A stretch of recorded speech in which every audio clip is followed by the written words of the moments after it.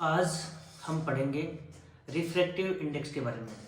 Refractive index जो है वो क्लास 10th में भी है और 12th में भी है कि जब लाइट एक मीडियम से दूसरे मीडियम में एंटर करती है तो अपने पाथ से कितना बेंड होती है, ये डिपेंड करता है अलग अलग मटेरियल के रिफ्रैक्टिव इंडेक्स के ऊपर। एक्चुअली रिफ्रैक्टिव इंडेक्स होता है कि लाइट की जो स्पीड होती है उसका अलग अलग मीडियम में जो रेशियो होता है।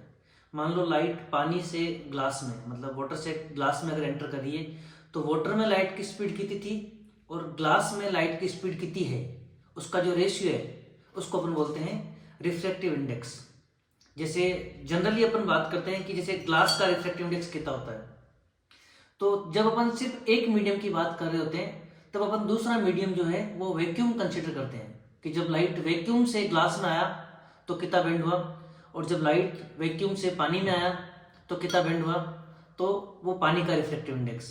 तो ऐसे अपन बात करते हैं कि जैसे हमारे पास ये गिलास है, इसके अंदर एक टेस्ट ट्यूब है।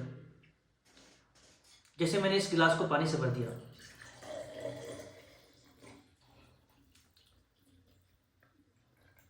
और इसके अंदर मैं टेस्ट ट्यूब डालता हूं तो हमें टेस्ट ट्यूब और ये पानी अलग अलग दिख रहे हैं। दिख रहे हैं क्योंकि जैसे मैं टेस्ट ट्यूब को अगर मूव कर रहा हूं तो आपको टेस्ट ट्यूब दिख रही है साफ साफ। ऐसा इसलिए है कि जब लाइट पानी से कांच में और कांच से पानी में एंटर करती है तो अपने पाथ से बेंड हो जाती है, और इस बेंड की वजह से अपने को ये ऑब्जेक्ट्स अलग अलग दिख पा रहे हैं। पर अगर इसी की जगह मैं इस दूसरे कंटेनर के अंदर सनफ्लावर ऑयल डालूं,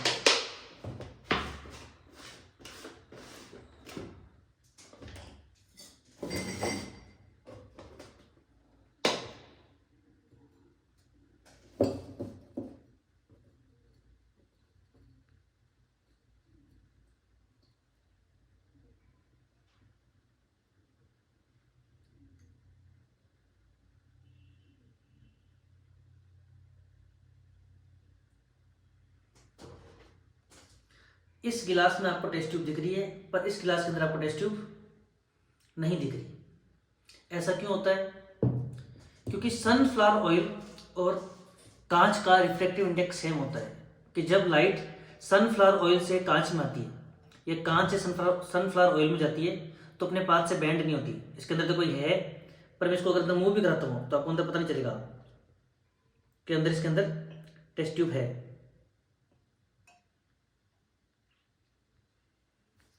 तो रिफ्रैक्टिव इंडेक्स क्या होता है कि जब लाइट एक मीडियम से दूसरे मीडियम में एंटर करती है तो उसकी जो स्पीड का जो रेशियो है पहले मीडियम के रेस्पेक्ट में दूसरे मीडियम का, इसी को अपन कहते हैं रिफ्रैक्टिव इंडेक्स। और जनरली सिंगल मीडियम का जब रिफ्रैक्टिव इंडेक्स निकालते हैं तो उसकी स्पीड को वैक्यूम में लाइट की स्पीड से कंपेयर किया जाता है। जैसे देखो ये एक और इसका एक्सपेरिमेंट कर लेते हैं। जैसे इसमें पानी भरा हुआ है, इसको मैं आधा खाली कर देता हूँ।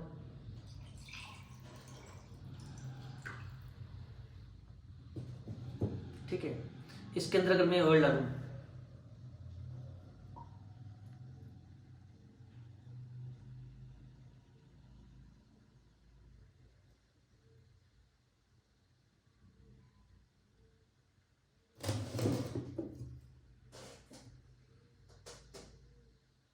तो क्या हो रहा है कि ऑयल की डेंसिटी कम होती है, इसलिए ऑयल और पानी रहेंगे अलग अलग, आपस में मिक्स नहीं होंगे।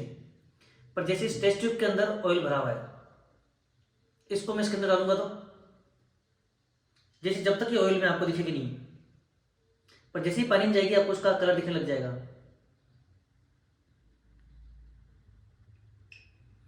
ये आधी डूबी दिख रही है आपको, आधे में आपको ये दिख रही है पर आधे में ये नहीं दिख रही है। ऐसा क्यों हो रहा है? क्योंकि सनफ्लावर ऑयल और कांच के अंदर लाइट की स्पीड सेम ही होती है।